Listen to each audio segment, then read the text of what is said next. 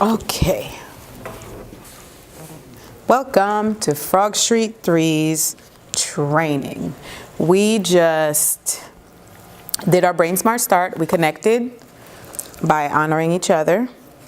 We united, which brought us together as a community. We disengaged the stress to honor ourselves.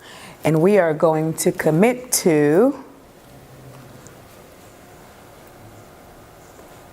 being willing to keep our minds and hearts open to explore the pieces of Frog Street 3 today.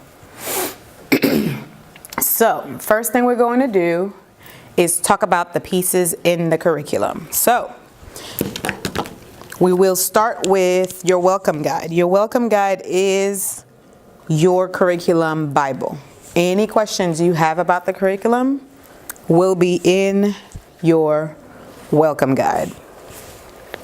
If you turn to page, I'll show you guys the pieces because I have them. From page 6 and 7, it'll show you all the pieces that come with your curriculum. So the first piece you'll see will be your vocabulary cards. Your vocabulary cards look like this. You have 82 of them. If you have a Spanish and English curriculum, you'll have the Spanish in the front. The Spanish will be on one side and then the English will be on the other side. So those are your vocabulary cards.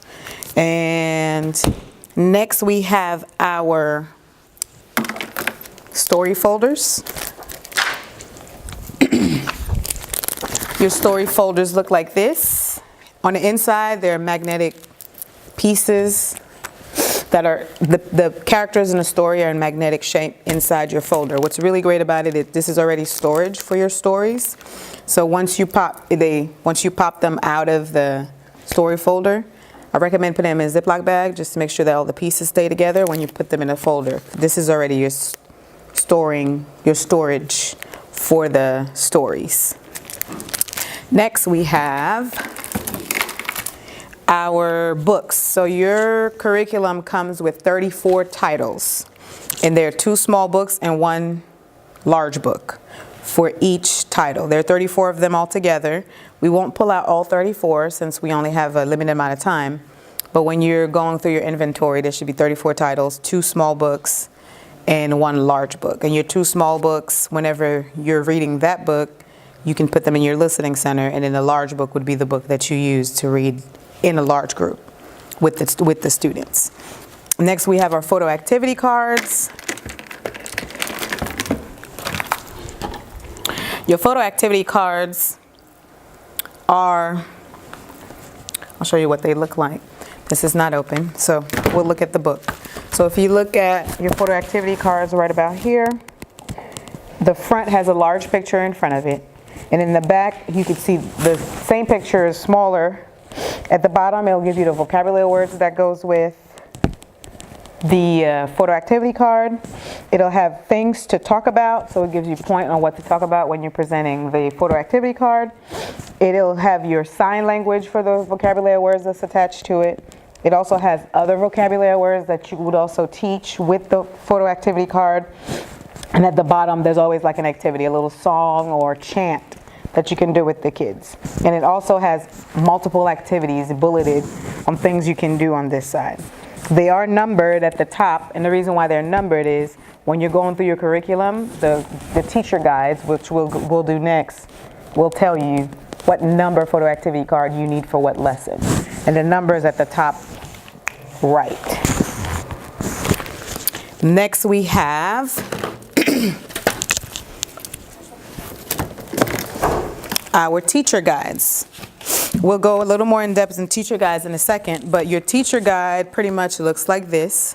There are 9 of them all together, and this is pretty much what you'll use for all of your lessons. And you will receive a schedule that looks like this. Ignore my notes. And your schedule will pretty much tell you with the date on this side. If you're Frog Street 3s, it'll tell you what theme you're on the week that you're on. And when you start when you first become a teacher with Read to Succeed, you'll have the schedule for what theme goes with what. And we divided the coloring, so you see red, green, blue. Each coloring is a particular the teacher guide that you're using. So the first 4 weeks will be your teacher guide 1, and so forth and so on.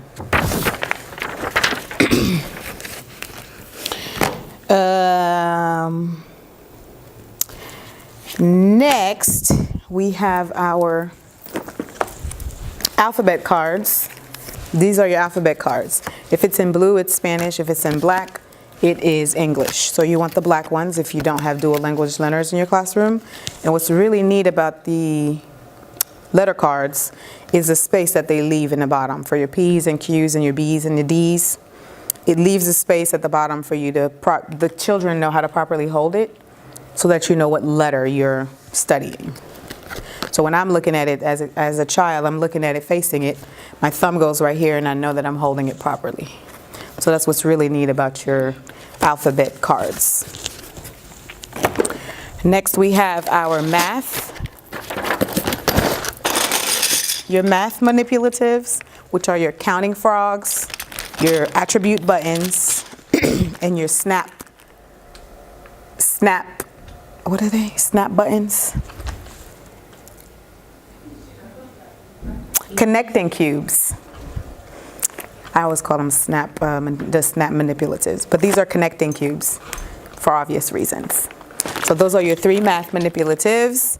Then we have Fernando, which I do not have, but Fernando is your puppet. Your puppet that you use to pretty much present everything in the classroom. Closer look, we'll do a quick review of what's in our Your welcome book, which is your Bible. Any questions that you have about the curriculum will be in your welcome guide, along with the research that's attached behind the genius of the curriculum, why the curriculum is shaped the way that it is. And next we have our theme guides. There are 9 of them altogether.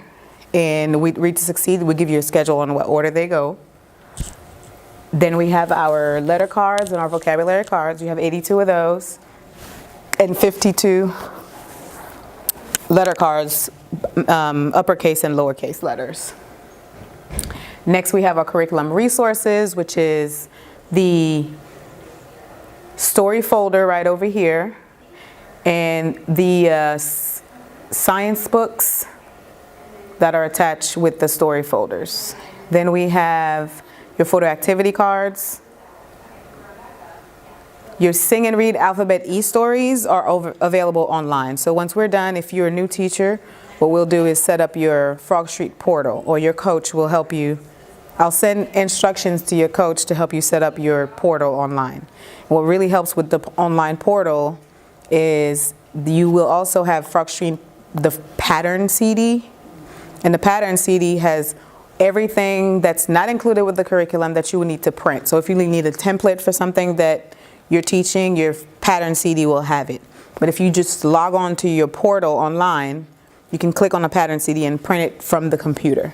So your portal also has your lesson plans already scripted, ready for you to go, that you just need to customize to your classroom. So you choose the activities you're going to do, and then boom, you add them to your lesson plan. So the portal is really is a time saver, because a lot of things are already structured on there. You just have to click it and customize it on the website.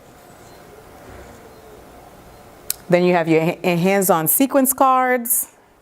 And your sequence cards, they call them what? I call them sequence card. They call them hands-on card sets. And your sequence card start to teach them like morning sequences, or for this story, I believe that's the Goldilocks and the Three Bears story.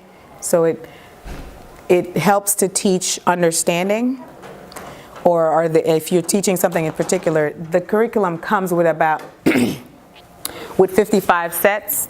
But if there was something in particular that you wanted to teach, sequencing it in a particular center is a great way to teach them, because you're giving them the visuals as well. Then we have your math manipulatives. This is your attribute buttons, your connecting cubes, and your Frog Street counters. And you also come with a CD holder that has Fanny on it, But Fanny, the Frog Street 3 curriculum has Fernando is your puppet, and then the infant toddler is Max.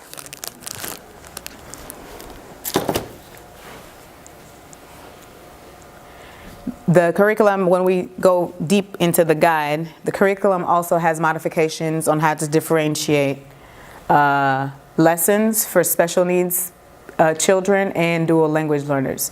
Your special needs children in the book, mostly we tend to think of children that need extra support, but your special needs kids can also be your gifted kids who need more help. Then what's really different about the threes curriculum that the pre-K curriculum does not have is the STEAM component of your curriculum. So for the threes, they intentionally added a STEAM activity every single week. Highly recommend you do the activity in large group and not individual projects, because it gives the children an opportunity to build on, gives you an opportunity to build on the children's knowledge pretty much. And it includes a lot of social emotional skills that they need to learn as well. So doing this as a large group, and when I say large group, it could be like groups of 4 or 5, depending on what the activity is. Because what you'll find is there's 1 week, I believe, you have to build buildings, and there may not be enough cardboard boxes for everybody to build their own structure. So it becomes easier for you to just make it a large group activity, or like, okay, if you come to the block center, that's what we're doing in a block center. Some teachers have also made their STEAM activity a center activity that week. So depending on what the activity is, it's up to you to decide what's the best way to implement the activity in your classroom with your students, depending on what your students' needs are.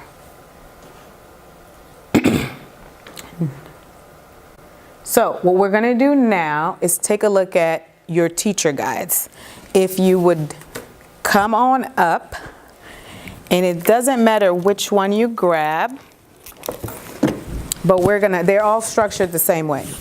So if you wouldn't mind, yeah, just feel free to come on up. So what we'll do is you grab your book. Thank you.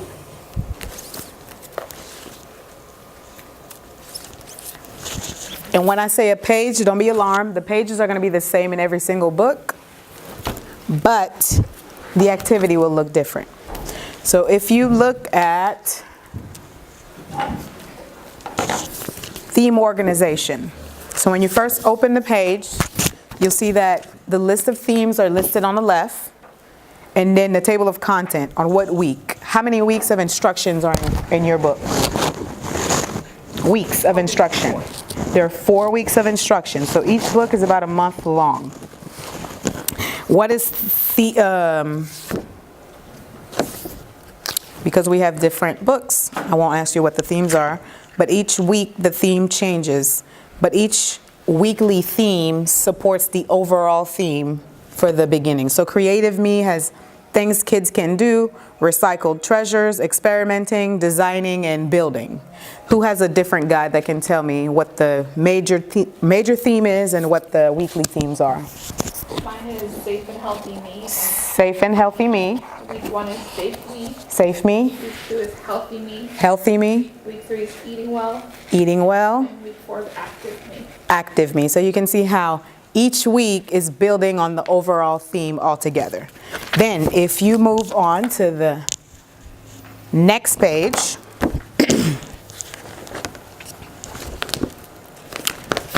what you see next is a weekly breakdown of what you're teaching monthly.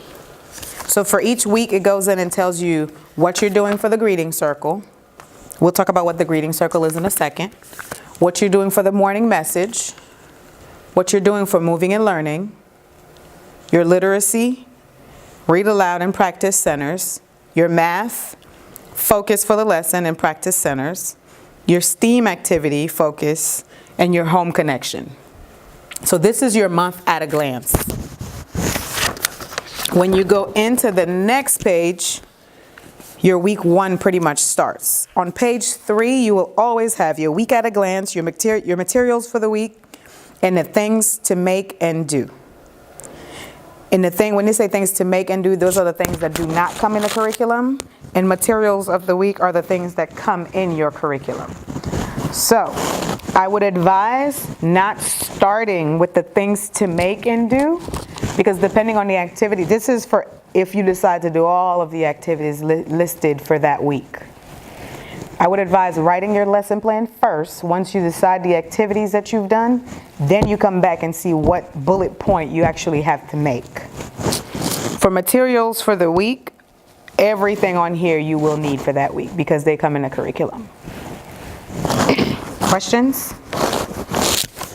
Perfect. So for your, whatever guide you have for your week at a glance, who can tell me what the focus for morning message is?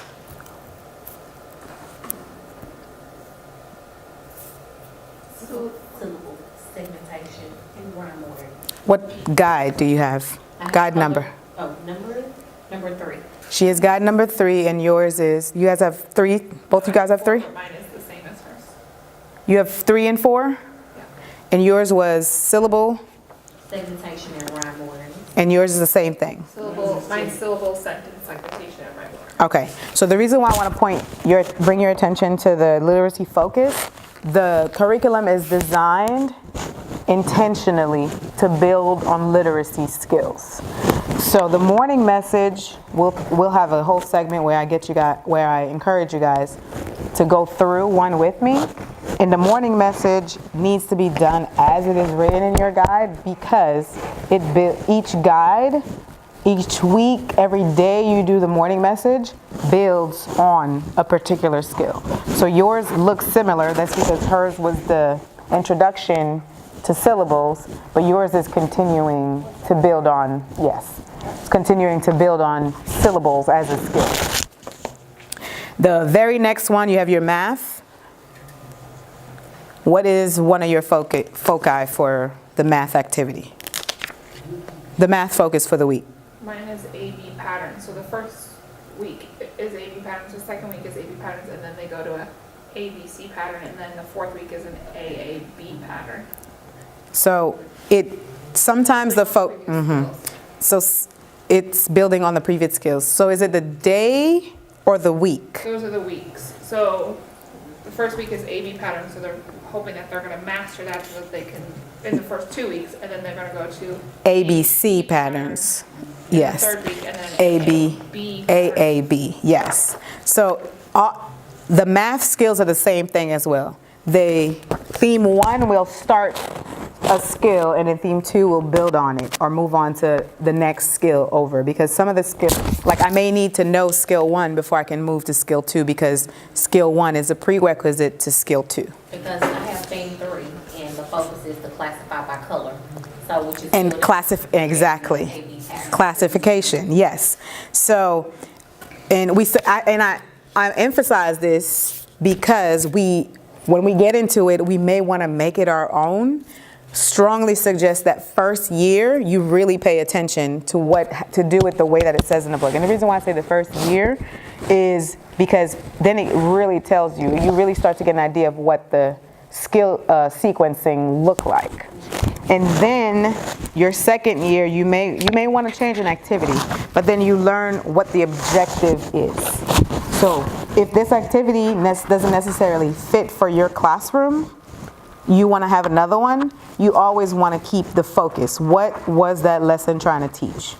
AB patterns. Okay, if I can't do this with my classroom, what other activity can I do that'll still teach AB patterns? So we want to stick to the book as much as possible in the first year that we're with it. If you flip to the next page, we'll go ahead and talk about greeting circle. Actually, before we do the greeting circle, let's talk about lesson preparation. So the first thing you do is you go to your Frog Street portal online, you pull up your lesson plan, and when you pull up your lesson plan, you want to start with page 4. That's for your first week with the theme. You turn to page 4, and then usually the portal your lesson plan template will have everything listed for you. Do you mind handing one of those? Thank you. So this is what it's gonna look like. Well, I've already modified this one because this is the copy that you have in your hand right now. But before, it doesn't have the gold objectives at the bottom, and it won't have the page numbers over here. I've had some teacher ask me, why do we need the page numbers when I have the guide? And the page numbers is really to facilitate a substitute coming in your classroom. Because Frog Street can be overwhelming if you haven't prepped and you know what's going on. And which is more than likely your floater will not have time to prep because you won't know whether you're going to be in or out. So it prepares them to be successful so that your classroom doesn't look that much different whether you're present or not. So the page number is to help your floaters and your substitutes. Then you're going to see the greeting circle, the morning message, the literacy practice. And when you get to the practice centers down here, you may not be doing all of these activities. If whatever activity you get when you get to the practice centers on your lesson plan, I would remove them. Because if you're not going to get to them, and they're still on your lesson plan, and your lesson plan is posted, when your coach walks in, they might be looking for the activity because it's on your lesson plan. And if you're not going to do it, we won't know. So that's a great way for you to communicate to whoever walks into your classroom that's looking at your lesson plan. These are the activities that are happening in my classroom this week. Is the expectation that the practice centers that are on here for literacy and math, that they are done weekly? I'll get to that. Yes. So, once you come in, you start with your Unite.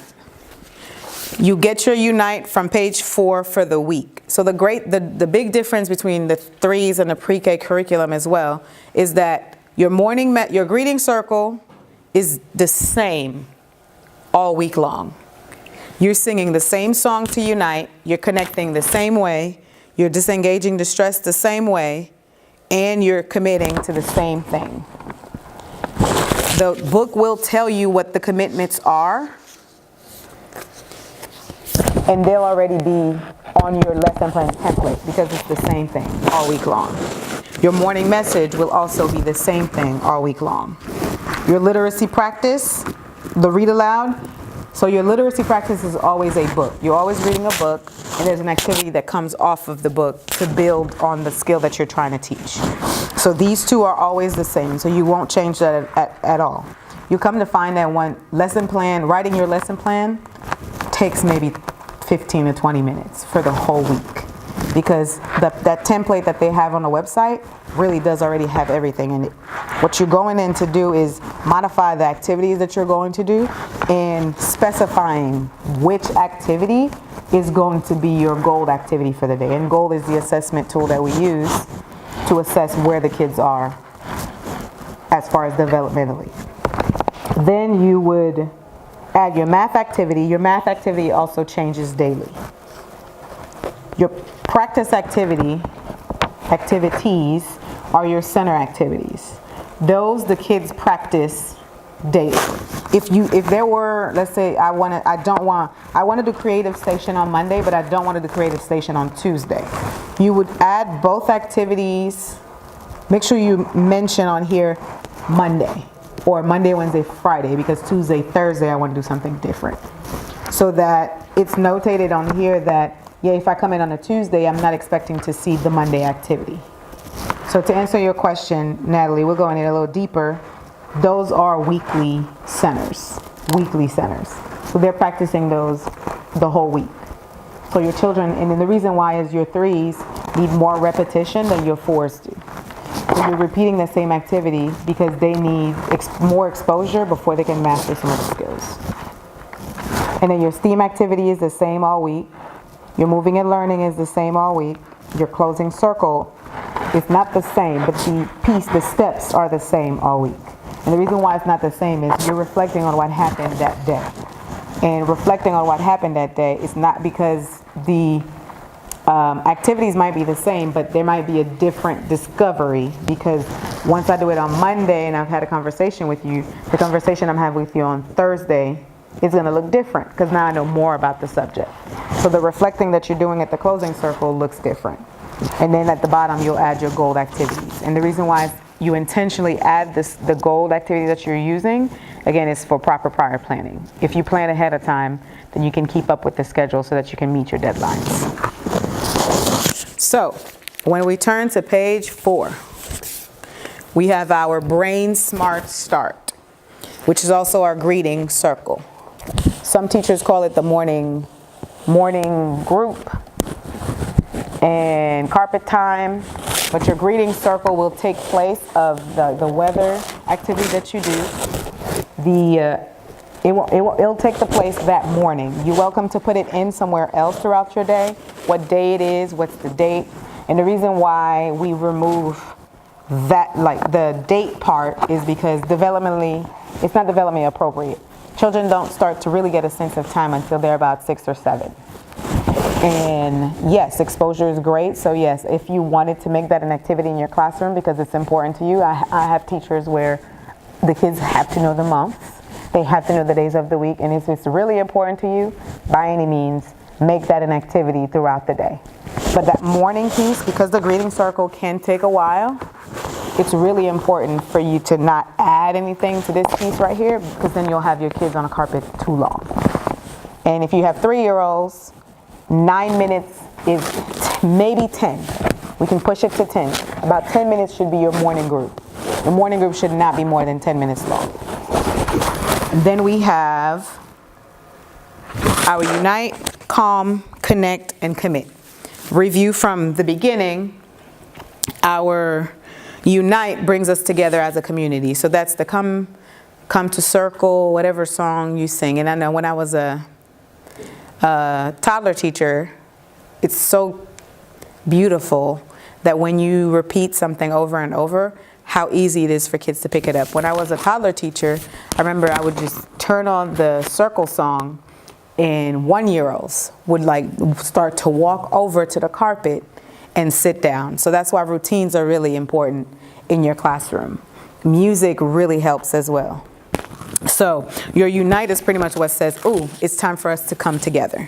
It builds community. Your Calm is a way for your children to release stress and activate brain for optimal learning.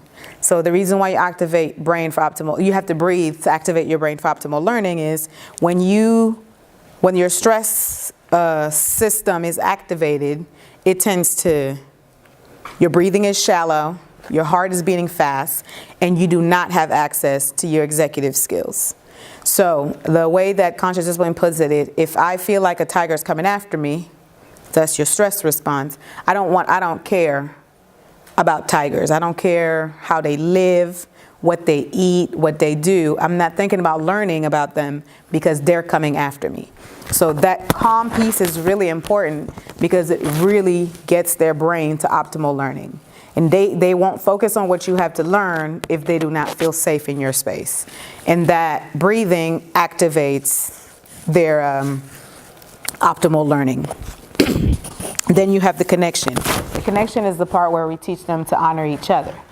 And because they're little kids, empathy is something that they have to learn. Learning that we all support each other is something that they have to learn. And that connection gives them that. And Becky Bailey also says that one face-to-face interaction with a kid is like a dose of Ritalin. So if you have that kid that's just all over the place in your classroom, a connection activity is a great way to kind of get them to start focusing and paying attention. Or if your whole class is going crazy, a connection activity is a great thing to do to get them to focus, to start focusing again, to bring attention back to the lesson. And then your commit is your accountability piece. That's why you teach responsibility. So even though in the greeting circle, these are designed to be all together, you don't always have to do them together because each of them they have a different purpose. So when I said earlier, if it's like center time and you're trying to get everybody together, a connection activity, just doing the connection activity can help bring everybody together, a unite activity. So I'm like, ooh, one of the teachers said what I do is I'll turn off the light. Because turn off the light signals that it's time to be quiet and pay attention to me. That's a unite activity. But that everybody has learned. You have to tell them first what it means before you start to implement it. And then if somebody's not doing it after you turn off the light, you go and say, Alyssa, when I turn off the light, it means it's time to be quiet and listen to me. Teaching me to follow what it means for us all to unite together. So that would be a uniting activity that doesn't necessarily happen in the morning. And then your calm is for your kids who are agitated.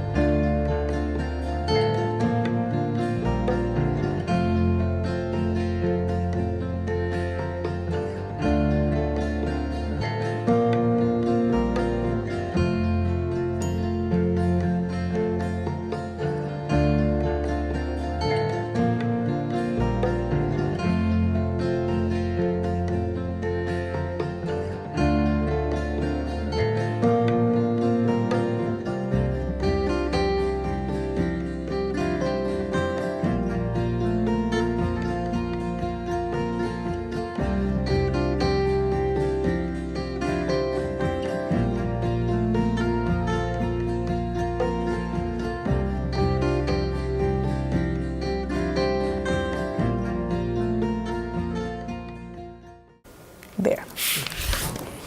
So for your commit is your way to hold me accountable to what you're saying. So instead of saying, what is the rule? It's more, you committed to walking feet this morning.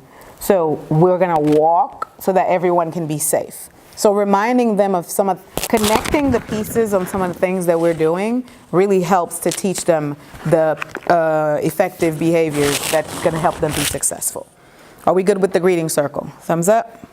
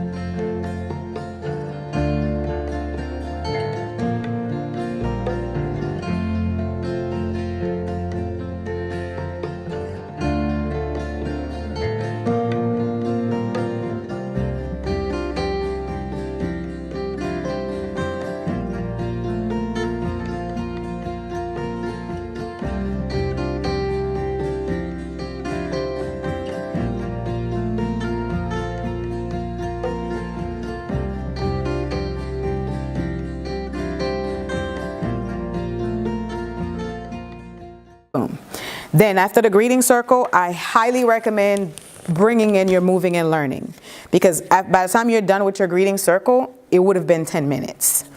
And your moving and learning tends to be at the bottom on page 7. So if you flip to your page, the book that you have to page 7 at the bottom, you'll see your moving and learning. If it's not there, raise your hand, because there are some other boxes that they move around depending on the guides. But so you're moving and learning. The reason why I highly suggest you doing that, after 10 minutes, they're going to have to get up and start to move, because you need their brains back on you to learn, because the morning message is the most powerful 5 minutes of your day. That's where you really introduce the literacy lessons that you're learning. So the moving and learning, what that does is it gets them moving. And even with your kids who are, movement is always a way to activate your brain. So like whenever, one of my go-tos when I see that I'm losing everybody is, I'm like, oh, everybody stand up. Simon says, jump up and down. And the more you get them moving, the more you activate their brain again. And if you can do cross movements, you really get their left brain to talk to their right brain, and you really get them to really focus on you all over again. So doing your more moving and learning right after your greeting circle is a great way to get their brains back for your morning message. Then your morning message at the bottom always tells you what the three foci are. So phonological awareness, print concept, and letter knowledge are my 3. Who has something different from those 3? Phonological awareness, print concept, and letter knowledge. That's what everybody has? So that's going to be your focus for most of everything. Pretty much. And then your morning message, day 1, 2, 3, 4, and 5, is the one that you're doing, but you're repeating the same activity with a different sentence. So the day 1 for me is said, never forget the power of imagination. And there are 2 letters next to it. The 2 letters next to that morning message are the letters that you're focusing on that morning. And if you look at the bottom for letter knowledge, it'll tell you exactly how to go about doing that with your group. So for morning message now,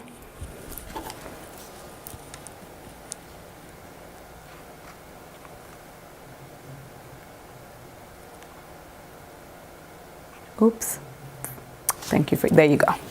So you have your phonological awareness, your print concept, and your letter knowledge. I'll do mine. It says, say the sentence. So I'm going to do day 1. Never forget the power of imagination. So I would say it. Sometimes we want to have the sentence already written, but if it doesn't say pre-write it on here, you do not pre-write it. And How often do you think this says that? more often than not, it will tell you to say it first. After it says print concepts, write the sentence. Exactly.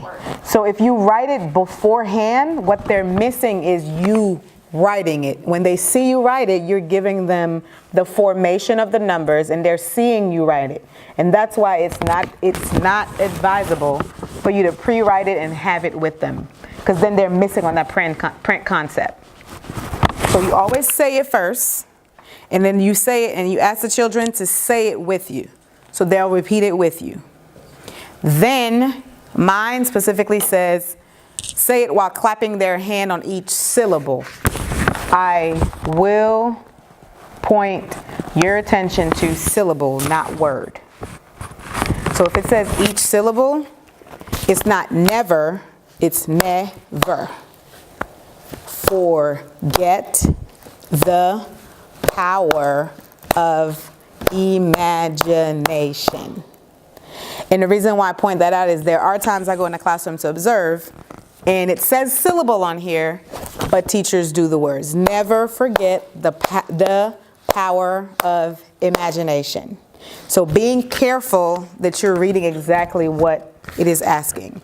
And this is theme 6. So theme 6 is way towards the end of the year. So they're ready to start picking up on syllables. But I can guarantee you, if you have a theme 1, it will say the word, not the syllable. Because I have theme 3 and it says, this week we will transition from tapping the words in a sentence to clapping syllables. So it's building on the skill. Yes. So this is why I want to make sure that we are really careful, because this is where we can really confuse our children. And we want to be really intentional when we're doing these, just to make sure that they know. Syllables are really hard for 3-year-olds too. So making sure that we tell them the difference. This is a word. In this word, there are 2 syllables. Never. And then you move on to introducing alliteration. Again, this is theme 6, so this is an advanced skill towards the end of the year. Alliteration is a series of words that start with the same sound. I also want to emphasize, we want to teach kids start with the same letter. But that's not necessarily the case, because there's some letters that have the same, now they don't have the same sound, but there are words that have the same beginning sounds but do not start with the same letter. So being really intentional that when we're teaching them what syllables are, what alliteration are, that we give them the proper definition. Because teachers really do want to say the same letter, when sometimes, because the O is next to the T, it sounds different than the previous O did. So Otis, omitted, ostriches. Yeah, so thinking about the way that you're teaching it is really important. And rhyming is one of the ones that we fall in this trap too. We want to say begin with the same letter, but bear and air rhyme, but they don't start with the same letter. So being mindful that we say sound, because before the age of 5, we really want to focus on phonological awareness, which is simply the sounds. We don't want them starting to look at spelling. Yes, we want them to know letters and letter sounds, but when we really want them to focus on sound. So when you're teaching what syllables are, you tell them to hear the different sounds that come out. So imagination. And I know we love to underline the syllables when we do it, but the second we bring in words, it becomes phonics. Not to say that phonics is not useful in our classrooms, because we do want that print concepts on there, but when we're teaching phonological skills, make sure that we teach them with words, verbally, and then you bring in the print concepts. And then you have, it says in English, it gives you the differentiation between English and Spanish. We'll do English today. And once you've introduced it, it told me to introduce it by reading the tongue twister on page 45. So that's see, if I had prepped for my lesson, I would know that ahead of time. So I would have a little sticky note on page 45 so that I can flip right to page 45 and introduce alliteration with the tongue twister. And the alliteration is, Peter Piper picked the pail of pickled peppers. And you're supposed to say, do not expect children to identify the repeated sounds they hear. This activity is for exposure only, to build sound discrimination. And that's for your 3-year-olds. Your 4-year-olds may be able to pick up the beginning sounds. But for your 3-year-olds, you really are saying the tongue twister with them a few times to get them to start to pay attention. Exposure. And then it jumps to invite children to listen to the sound P. So you can even bring their attention. Ooh, you hear a lot of P, Peter, Piper, and you keep going. Then you jump into the Prince concept. You don't write the sentence until after all of that has happened with the kids. That's when you're writing never forget. And I would definitely not write it too fast, because they are watching you. So you say never. The curriculum also has a space frog. The space frog is, you can also bring in the space frog and say, hey, never mind, you do it as is. Sometimes they'll ask you to bring in the space frog, but that's when you're doing sentence segmenting, where you want them to see there's a space. That might be an earlier skill though, because this is a little more advanced. So never forget the power of imagination, and then you write it. This says, place your hand under each word as you're writing it. So after write never, you say never. You write forget. You point your finger to forget, so forth and so on. And very next, you point to the words. Point out that the words move from left to right. So that's concept. You want them to know the directionality. And then it jumps to letter knowledge. So you display your letter cards. So whatever letter for that is, you pull out your little letter card. We'll do J for now. And you'll say, we're looking for this letter in our morning message. Who can find this letter in our morning message? And you'll have volunteers. They'll come up. You ask them to circle it. And if they don't catch them all, you might give somebody else an opportunity to catch the other ones that they haven't found. And that would be your morning message. And once that's done, you review. We found what letters today? The letter N. And then you would disperse them out to their learning centers. So question so far for the morning message.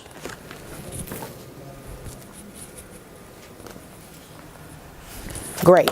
So then we're looking at your literacy lessons. If you look at your literacy lesson, because I'm structured, this is definitely not how you have to do it, but the 1, 2, 3, 4, 5 on each page is building on each other. So you even if you have let's say you have a short week, you always start with number 1. And the reason why you want to start with number 1, that is the introduction to that book. So if let's say it's Thanksgiving or it's Martin Luther King Day and we were off on Monday, you would still start on Tuesday. So with the books, you always, when you're customizing your weeks, days 1, 2, and 5 are days that you want to keep as your lessons, if it's a 3-day week. If it's a 4-day week, of course, you get to do 1, 2, 3, and 5. And the reason why you want to do 1, 2, and 5 wraps up your lesson, 1 introduces it, and 2, you may need that additional building from the first introduction. So 1, 2, and 5 are the days that you really want to stick with. And then this page can be your morning reading. This page is your afternoon reading, after nap. You always have to read from a book every day. I think in our observation checklist, when we're observing, there has to be 1 formal book reading as a large group. And that most likely will be the book that the curriculum is calling for. And the reason why I said this is your afternoon reading, most of our observations happen in the morning. So this page has the real book that you're reading. Usually this page, you will have a story folder. And the story folder isn't a real book reading. Because you can put the magnets on the board with the characters, but you're reading the story this way. So they don't get that print exposure that they get from when you're reading a book and pointing out the words. That they're seeing from left to right, you're going from this page to this page, and you're flipping from this page to this page, and they're missing all of that. So that's why you want to make sure that your morning reading is always a book for observation purposes. And then these will have additional reading to support the reading. On the side, you will see the learning outcomes. So this is where on year 2, after you've learned what the outcomes are for each activity, you are welcome to read the learning outcome and maybe, tweak the activity. It still has to be theme related. So I always tell my teachers, even if you're creating an activity because it fits better with your classroom, it needs to be theme related.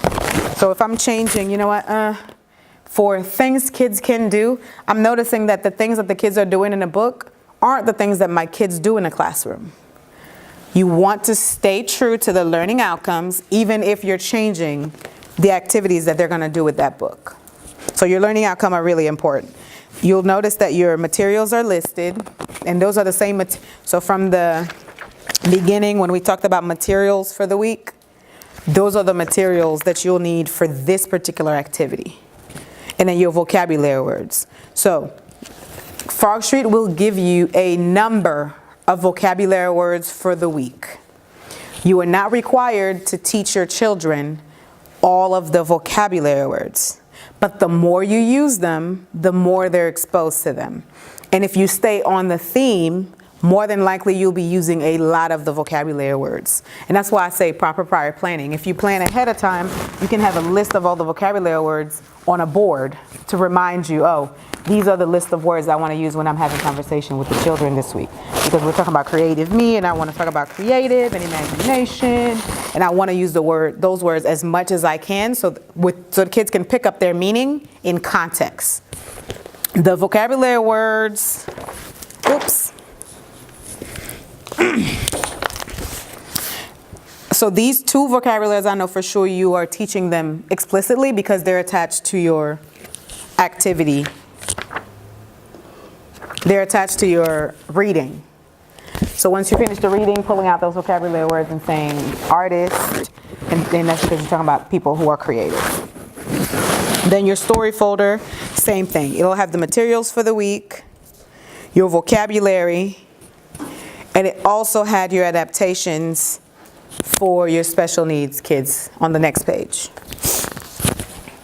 And we'll talk about what your schedule looks like with all the activities. Next, on page 8, you have your math. Your math was one of those activities that isn't the same all week long. So for day 1, always do day 1, 2, and 5, because day 1 will introduce it, 2 will build on it, 5 will wrap it up. So for day 1, at the top it'll tell you what the skill is. For mine, it's one-to-one correspondence. And the reason why you want to know that is you want to know what skill you're teaching. On the side, you will see your learning outcomes. Even though I know what I'm teaching as a whole, but what do I want them to get at the end of the activity? So your learning outcomes are important. You gather your materials. I would definitely read day 1 because the materials is listed for everything you'll need. So you want to read what lesson 1 is, day 1 is, so that you know what materials you need for that session.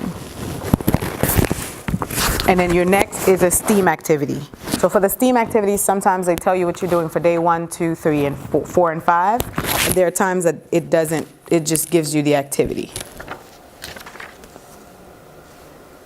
So, but at the time it tells you this is the STEAM activity, but you also see what the learning outcomes are.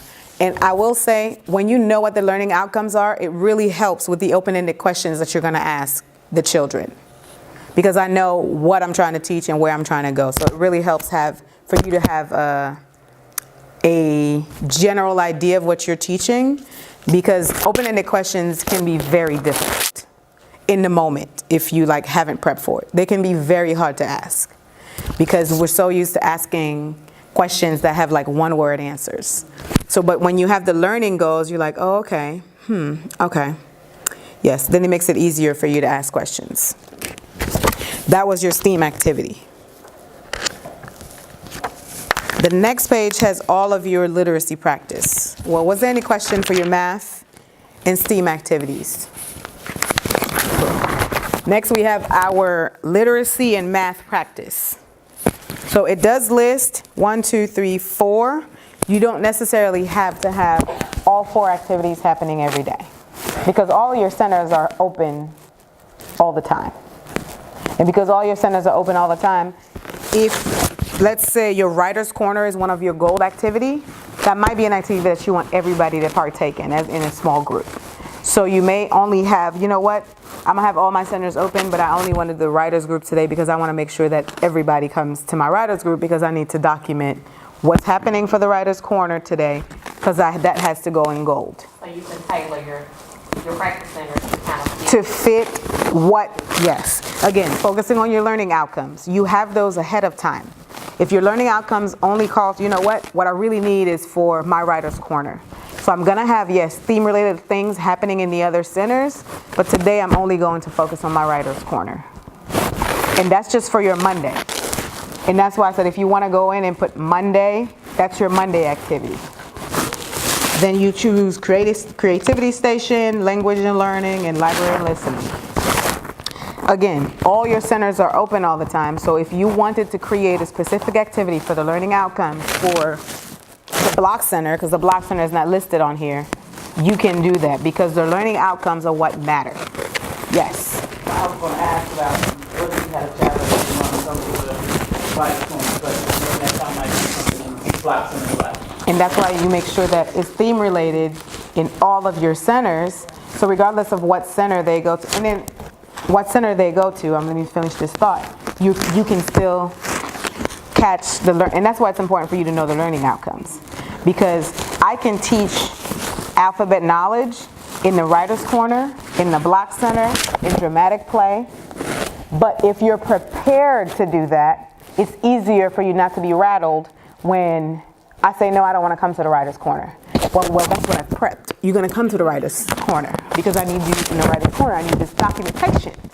But if you prep ahead of time to like, you know what, I can anticipate, oh, I know Annie. Annie's definitely going to be in dramatic play. And if she's in dramatic play, she's not going to want to sit down in the writer's corner with me. How do I tailor the writer's corner? How do I get this? How do I observe for the skills that I need in dramatic play? And all of that happens during your lesson prep because you're tweaking the lesson, your lesson plan anticipates the way that your children are while you're teaching the skills that you have to teach for the lesson. And that's why you want to keep in mind that, you know what? The goal today is to learn the letter M, S, and T. Can I do that in the centers that I know the children are going to be in? And you tend to know where your kids live. So you always prepare for those. And then randomly, you know, you might have somebody in the library. And the library is always a great place to teach letters because there's books everywhere. So anticipating some of those and then tweaking, even adding some of these notes on your lesson plan. Because you might not be here, but those notes can really be helpful to somebody who's brand new and doesn't know your children. Good? And then your math, which tends to happen in the afternoon depending on what your schedule looks like, is your math centers support that math activity that we talked about. So I would strongly suggest that you look at what day 1, day 2, day 3, day 4, and 5, what those lessons are on page 8, and try to match it to the best activity that will support whatever you taught that day for math, what center activities. Because the idea, I mean, we always want to try to offer all of this at one time, but when you offer all of them at one time, it takes away from some of the observations that you can do with the intentional activity.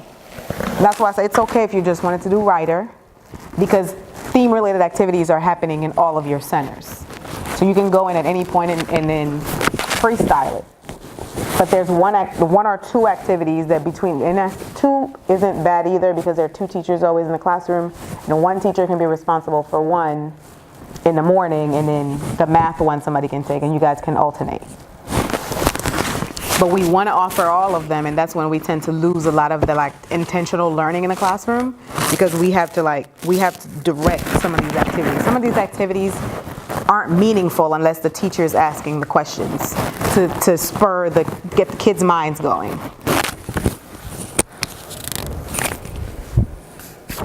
Last but not least is your closing circle, which is your reflection of the day. And you'll see your materials when you go over your vocabulary words, which there's always going to be 2 main ones, 1 or 2 main ones. Those are the ones that you're going to go over in your closing circle. So you go over your wonderful word of the week, which this week is going to be creative and imagination because it's creative me. And then you display the vocabulary card. You ask for volunteers about ways they can, so you're pretty much introducing the words. What are some ways you used your imagination this week? So you're giving them examples so they can pick it up in context. Then you reflect on the kindness tree. And the kindness tree is a conscious discipline structure in your classroom. And that's to get the kids, to encourage the kids to focus on the positive things that are happening in the classroom that aren't necessarily rules. So, I noticed Annie dropped her cup and Cheryl picked it up for her. That was helpful. And that's the part where you encourage some of these behaviors, or even the behaviors that help you with your rules. I noticed that I've been helping Annie walk in a classroom, and today she walked all by herself. That was helpful. And that's the point of the day, that we reflect on some of these behaviors, because what you focus on, you get more of. And then when you focus on the positive behaviors, you tend to see more of them. And then you reflect on your daily commitments. Oh, I committed to walking feet this morning. How did we do? Oops, I'll try again tomorrow. And I'll be there to support you. Or yes, I did it. So that's pretty much your day. And your day, because you're repeating some of these activities, or you may want to do Writer's Corner on Monday, Creativity Station on Tuesday, or you can offer all of them and focus. If you do offer all of them, I would focus on particular children for each. So that way you can have because the learning goals tend to be the same. Phonological awareness, print concept, for that week, they'll be the same. So it could be, yes, it's a different activity for Alyssa, Michaela, right? Yes. Kept saying Michaela last time. For Alyssa and Michaela, it could be that, you know what, I'm getting phonological awareness with the writer's activity. But for Cheryl and Natalie, I'm getting it in dramatic play. So yes, I can get it in different places, but it's still the same skills. And that's why I said focus on like what the focus is for the lesson, because it really helps you focus. Oh, it doesn't have to be this activity. I can get it regardless of where I am, as long as I keep in mind that I'm looking for phonological awareness and letter knowledge. But I can do that anywhere, because that's what I love about a preschool classroom. You really can teach everything anywhere. So that would be what your week look like. Any questions? Under some of the activities, it has like child understands simple patterns. You don't have P-Math 7. That's for assessment, or is that the goal? And mine's on page 12. You know, it has those PATL stuff under each of That goes them. with there's an assessment guide. So I think, so there are two, it depends. So Frog Street has a couple version of their curriculum. If there's some version that have that number, and it's the Texas version of 10 ELDs. I don't know what it's called in Texas. So thank you. It's the standard, that's the standard that it meets. But Frog Street is aligned to the Tennessee standards. Because it wasn't written in Tennessee, we don't have our Tennessee standards attached to the learning goals. But that is just saying that this is the learning goal that it meets. We do have a crossover, it's a long document, but because we already know they did the research, they've matched up everything for us, we just do the activities to make sure that we're meeting the standards. But those are just the standards. I'm glad you mentioned that. When you pull up your template for your lesson plan, there will also be on there. Make sure you if you print it out and cross it out, make sure you cross them out, because it might be Texas standard, or it might be the assessment that Frog Street has created. Either one doesn't work for your classroom. So you want to erase them, so that because you will meet somebody that'll say, oh, so what are those? And then when you respond with, these are the Texas standard, they'll be like, but we live in Tennessee. So make sure that you remove them off your lesson plan as well. Well, they're not on there anyway, right? They're not on the lesson plan, right? They're on there. Yeah, so this one, I made a boo-boo when I created this one and forgot to take them off. But yeah, they're supposed to be off. Question. So for the next segment, we're going to talk about effective lesson plan strategies. And then the top, you'll see that it says plan, plan, plan. I can't emphasize enough the importance of planning ahead of time for your lesson plans, getting your materials together ahead of time. And next it says read instructions, books, and other materials prior to the lesson. The value in that is when you know what to anticipate from a story, it really helps you ask open-ended questions. You really open it up for the children. So, and because those books are really short, it really takes very little time for you to read them ahead of time. And just the way my mind works, sometimes I'm like, ooh, this is a great open-ended question. As you think about them, write them on a sticky note and stick them on a page, so that that's a reminder for you to ask the questions as you're reading the book. Take notes. So that's the sticky note piece. While you're reading, if you think of a particular kid, you're like, ooh, this child needs to work on this skill, that'd be a great question to introduce that skill to the classroom, and then kind of work on it individually with the kid. That's where you would take your notes. Assemble materials prior to the lesson. So if the materials for the week that are listed in your guide, those you gather on Friday, or we'll talk about different ways to prep. But one of the ways that I did it is on Monday, I would prep for the following Monday material wise, but I would write the lesson plan for 2 weeks ahead for that Monday. So that was how I sort of did it to keep me always ahead when I was in a classroom. Different teachers have different systems, but having a system for the way that you prep so that you're always ahead for your preparation is really helpful. Individualized small group instruction. So as you're going through your lesson plan, you can use the differentiation, the way that Frog Street differentiates instruction to help support your kids in the classroom. Then you ensure that all daily requirements are included in the daily lesson. We'll talk about the daily requirements next because that's the back of your current handout. And always ask yourself, how is this activity helpful and effective? Your learning outcomes should be the answer to this question. How is it effective and helpful? Because it's focusing on philological awareness, which is a pre-literacy skill pre-reading skills they need to read. What skills does it build? And the reason why you should keep that at the forefront of your mind when you do an activity, it really helps with the questions and how you build the lesson. Questions.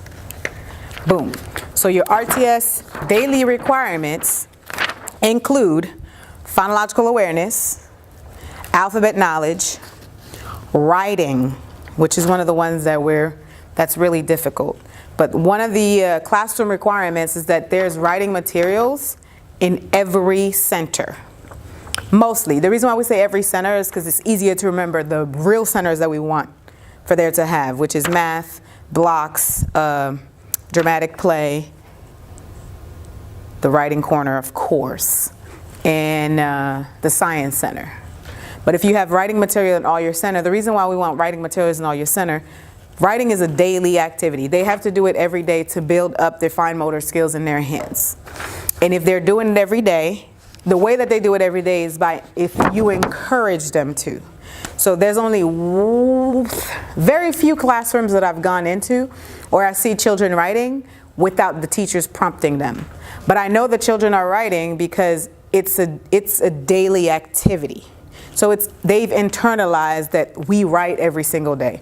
So when I go to the block center, before I start building, I'm going to draw up a blueprint of what I want to draw, of what I want to build.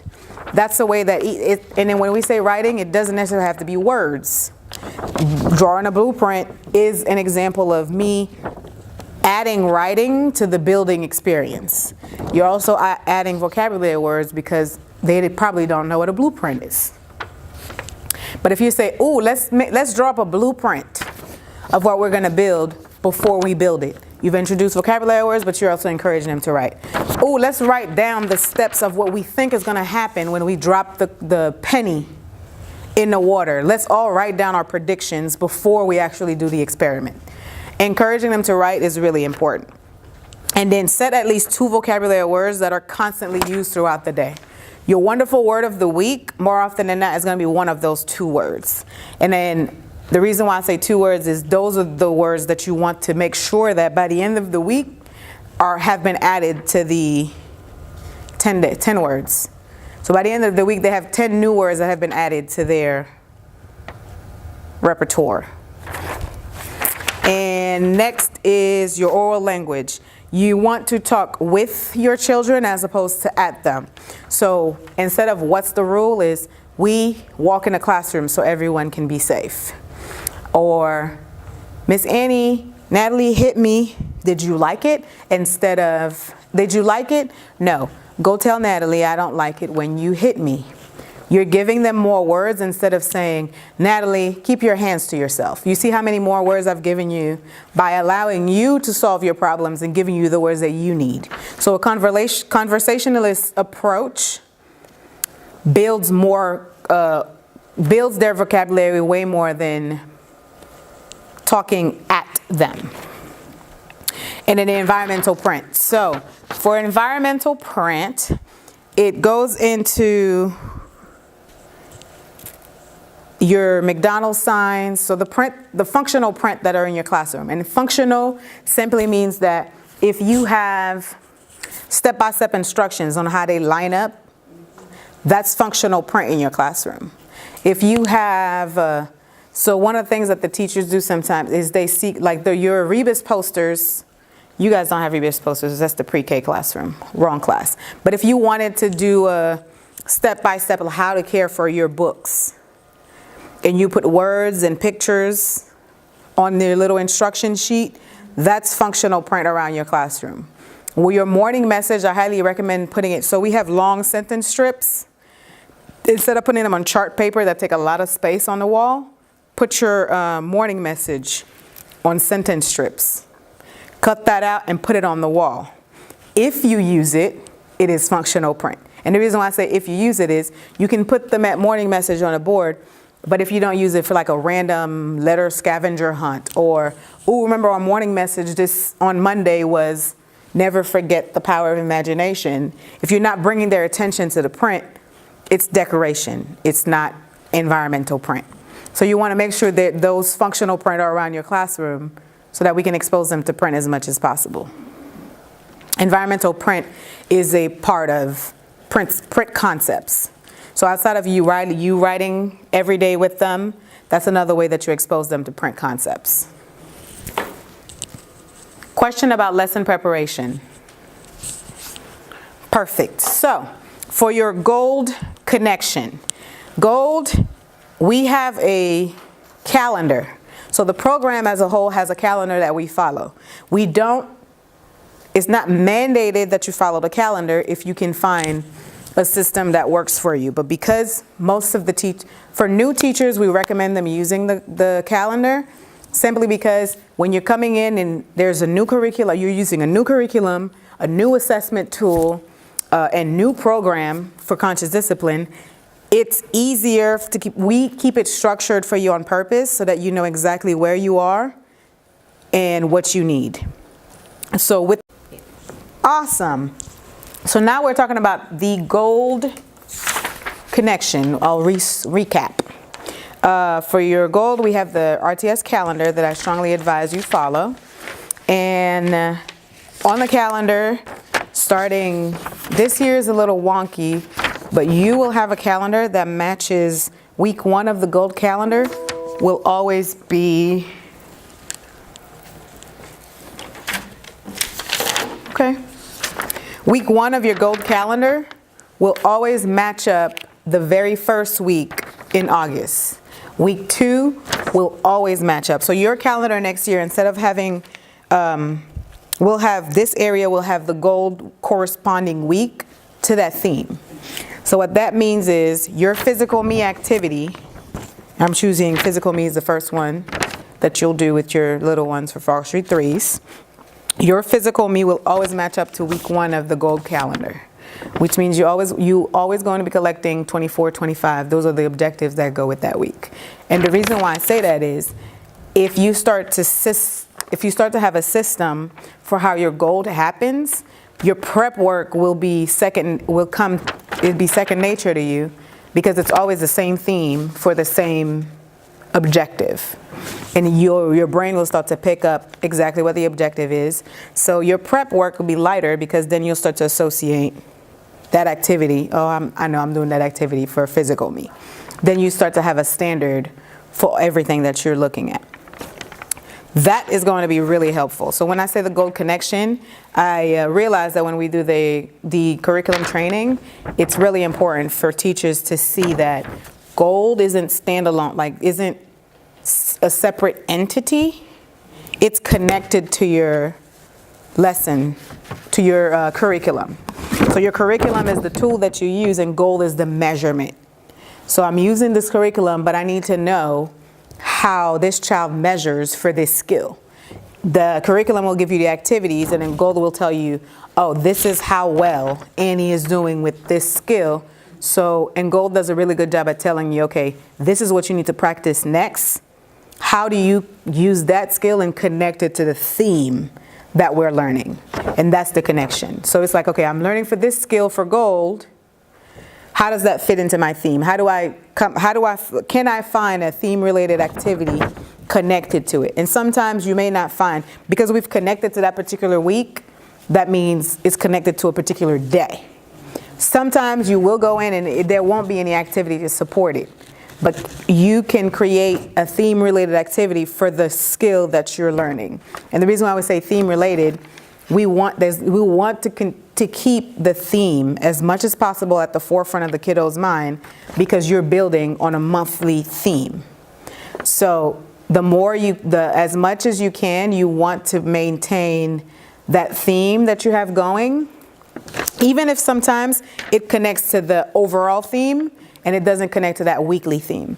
Because if it connects to the overall theme, you're still building on that theme on those 4 weeks, for the 4 week of instruction. Any questions? All right, so now that pretty much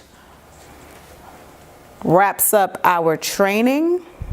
What we are going to do is sort of reflect on what we learned today. If you have any questions, for our friends that are listening, I would write them down and hand them to your coach so that your coach can get you the answers or get the answers that you need. And then, if we don't have any, told you what to do with the questions, we are going to end today's implementation training. Wishing you well.